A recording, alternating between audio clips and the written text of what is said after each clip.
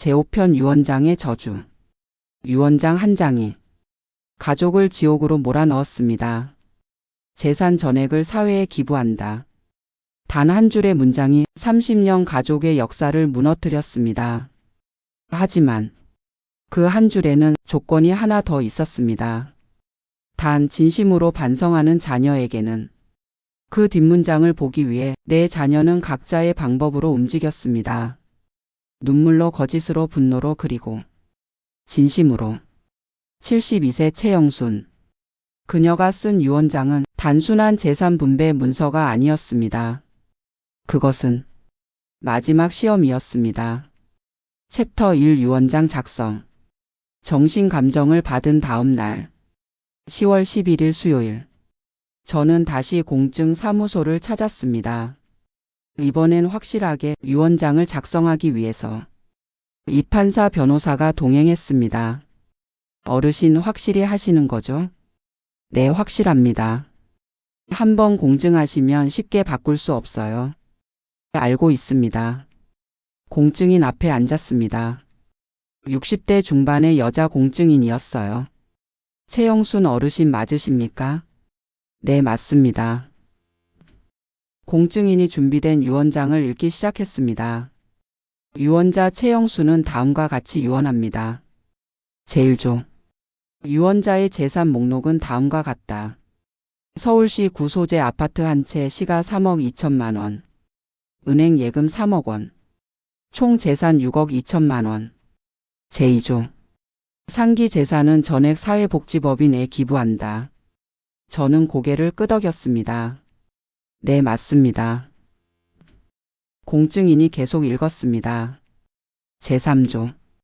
단 다음 조건을 충족하는 자녀에게는 예외를 둔다. 가. 본 유언장 작성일로부터 6개월 내에 나. 진심으로 반성하고 다. 어머니에 대한 사랑을 행동으로 증명한 자녀 1인에게는 라. 총 재산의 30% 즉 1억 8,600만 원을 상속한다. 마. 해당 자녀가 2인 이상일 경우 균등 분배한다. 바. 해당 자녀가 없을 경우 전액 기부한다. 공증인이 저를 봤습니다. 이대로 진행하시겠습니까? 네. 저는 펜을 들었습니다. 30년을 함께 산 자식들. 하지만 이제는 시험을 치를 시간입니다. 과연 누가 이 조건을 충족할까? 펜을 종이에 댔습니다.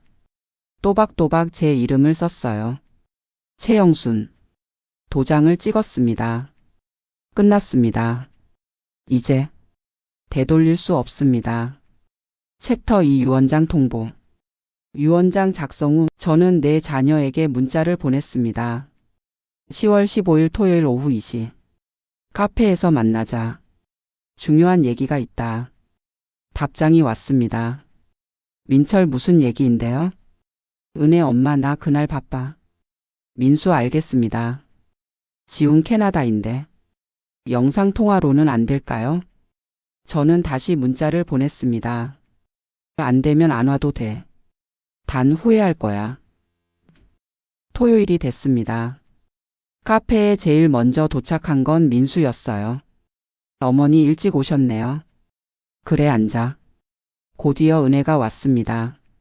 손녀 서연이도 데리고 왔더군요. 엄마 서연이 봐줄 사람이 없어서. 괜찮아.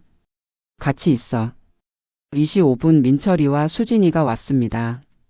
늦게 온 것도 모자라 인사도 제대로 안 하더군요.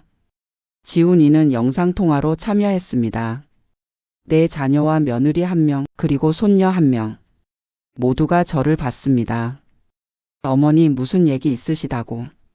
민철이가 짜증 섞인 목소리로 물었어요. 저는 가방에서 봉투를 꺼냈습니다. 이게 뭔지 아니? 뭔데요? 유언장이야. 공증받은. 민철이의 얼굴이 굳었습니다. 유언장요? 그래. 어제 작성했어. 은혜가 떨리는 목소리로 물었습니다. 엄마, 거기 뭐라고 쓰여 있어? 내 재산 전액 사회에 기부한다고. 침묵. 수진이가 소리쳤습니다. 어머님, 그게 말이 돼요? 왜 안 돼? 내 돈인데. 민수가 눈물을 흘렸습니다. 어머니, 저는 정말. 민수야, 울지 마. 아직 끝난 거 아니야. 챕터 3 조건 발표. 저는 유언장 사본을 테이블에 놓았습니다. 읽어봐. 민철이가 유언장을 집어들었어요. 눈으로 빠르게 훑더니 제3조에서 멈췄습니다. 이게 무슨 뜻이에요? 읽어보면 알잖아. 은혜가 다가와서 함께 읽었습니다. 그리고 고개를 들었어요. 엄마, 이건 그래, 조건부야. 저는 천천히 말했습니다. 6개월. 너희들한테 6개월의 시간을 줄게. 그 안에 진심으로 반성하고 행동으로 증명하는 사람이 있으면 그 사람한테는 30%를 상속해 줄게. 30%요?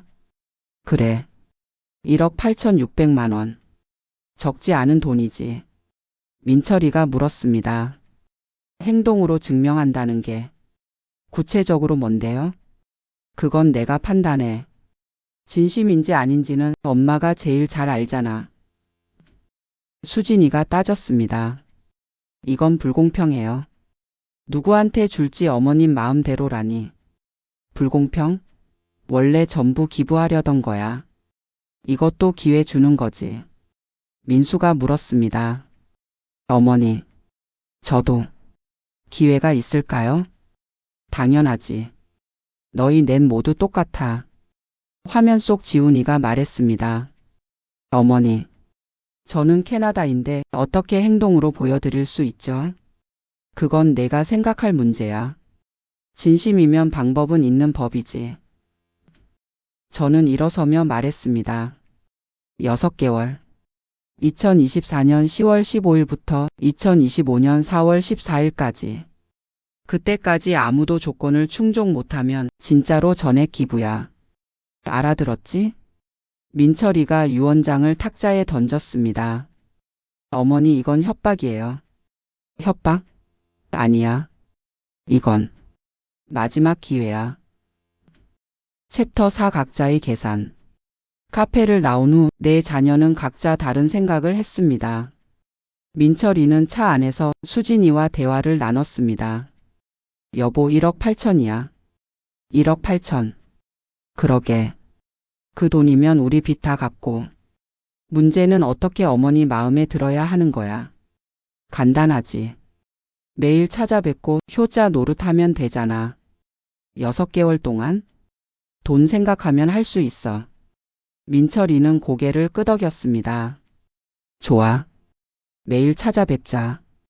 동생들보다 내가 더 열심히 하면 돼. 은혜는 집으로 가는 버스 안에서 딸 서연이에게 말했습니다.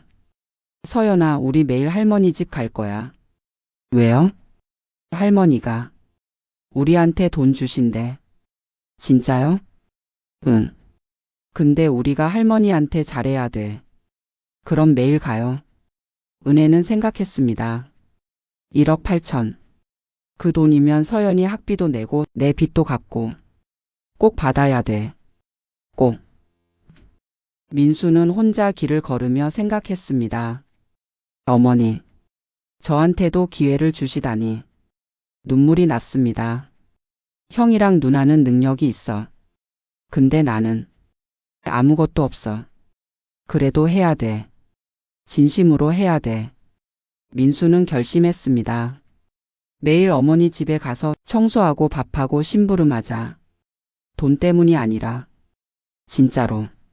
하지만 마음 한구석에선 돈 생각이 떠나지 않았습니다. 지훈이는 캐나다 집에서 컴퓨터 앞에 앉아 생각했습니다. 6개월.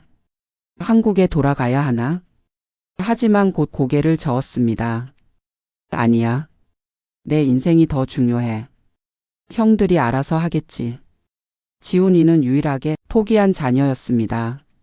아니, 정확히는 처음부터 관심이 없었습니다. 챕터 5 첫 주의 변화. 유언장 통보 후 첫 주. 제 삶이 완전히 달라졌습니다. 월요일 아침 8시.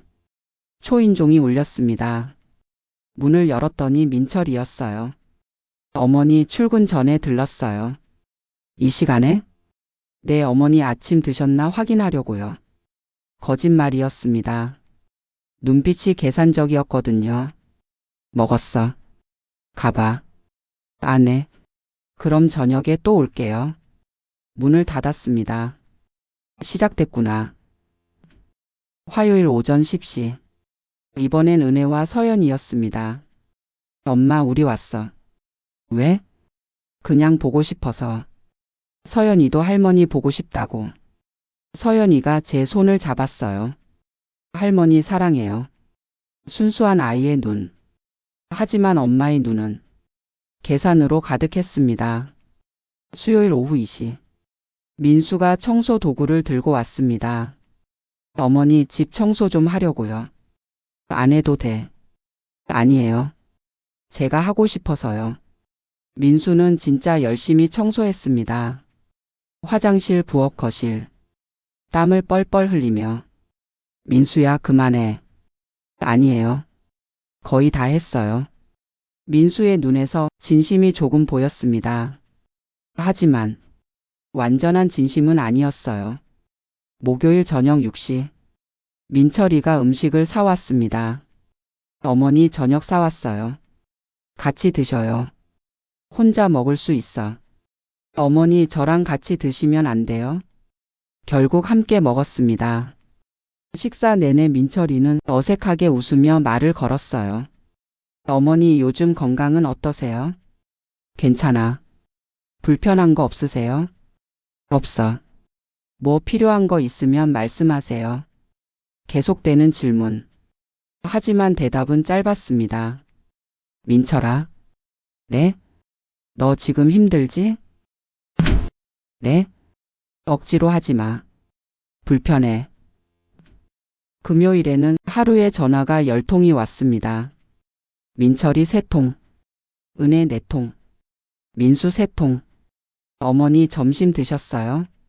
어머니, 날씨 추운데 괜찮으세요? 어머니, 저녁에 뵐까요? 저는 지쳤습니다. 챕터 6, 진심과 거짓. 2주가 지나자 조금씩 변화가 보이기 시작했습니다. 민철이는 점점 지쳐갔습니다. 매일 출근 전, 퇴근 후 들리는 게 생각보다 힘들었거든요. 어느 날 현관에서 수진이와 싸우는 소리가 들렸습니다.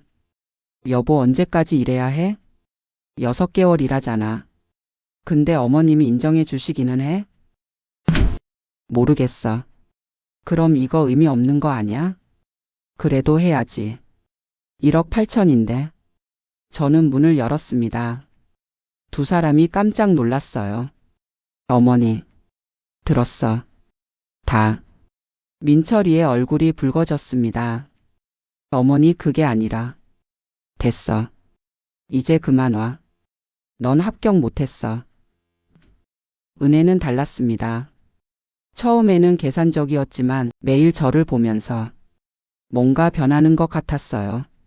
어느 날 은혜가 혼자 왔습니다. 서연이 없이. 엄마, 나 혼자 왔어. 왜?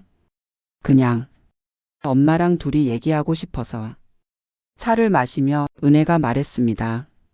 엄마, 나 정말 미안해. 뭐가? 이혼할 때 거짓말한 거.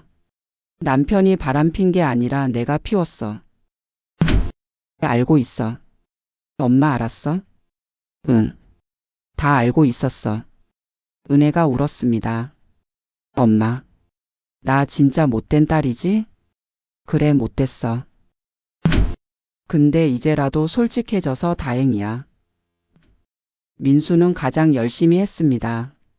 청소, 장보기, 심부름. 뭐든지 했어요. 그러다 어느 날 민수가 제 앞에서 무릎을 꿇었습니다. 어머니, 저 도박 끊었어요. 진짜? 네. 치료받고 있어요. 매주 월요일, 목요일. 도박 중독자 모임 가요. 민수가 핸드폰을 보여줬습니다. 참석 증명서였어요. 민수야, 어머니 돈 받으려고 하는 거 아니에요. 저 진짜 사람 되고 싶어요.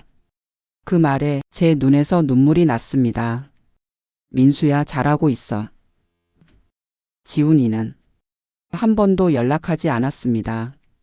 영상통화도 전화도 문자도 완전히 사라진 것처럼. 지훈아, 너는 정말 끝까지 이럴 거니? 유원장 통보 후 한 달. 민철이는 포기했습니다. 은혜는 조금씩 진심을 보였습니다. 민수는 정말로 변하고 있었습니다. 지훈이는 연락이 없었습니다. 어느 날 저녁 혼자 앉아 생각했습니다. 과연 누구를 선택해야 할까? 아직 5개월이 남았지만 벌써 결과가 보이는 것 같았어요. 하지만 확신할 수 없었습니다. 진심인지 연기인지. 그때 전화가 왔습니다. 이판사 변호사였어요. 어르신, 큰일 났습니다. 무슨 일이세요? 장남 민철 씨가 법원에 어르신 후견인 신청을 했습니다. 뭐라고요? 성년 후견제도요. 어르신이 판단 능력이 없다며 자기를 후견인으로 지정해 달라고. 저는 전화기를 쥔 손에 힘이 들어갔습니다. 민철이가 그걸. 결국 민철이는 끝까지 법으로 저를 막으려 했습니다. 효도가 아니라 법적 수단으로. 좋아. 끝까지 가보자. 누가 이기나. 성년 후견제도. 자녀가 부모의 재산을 관리할 수 있는 합법적인 방법. 과연 최영수는 이 위기를 넘길 수 있을까요? 그리고 민철이의 계략은 성공할까요? 실패할까요? 제6편 병상의 깨달음에서 더욱 치열한 법정 공방이 펼쳐집니다. 여러분은 유언장 작성해 보신 적 있으신가요? 자녀들에게 어떤 조건을 다시겠습니까? 댓글로 여러분의 생각을 나눠주세요. 이 영상이 공감되셨다면 구독, 좋아요, 알림 설정 부탁드립니다. 법정에서 벌어질 모녀 대결. 절대 놓치지 마세요. 시니어 인생 스토리 여러분과 함께합니다. 감사합니다.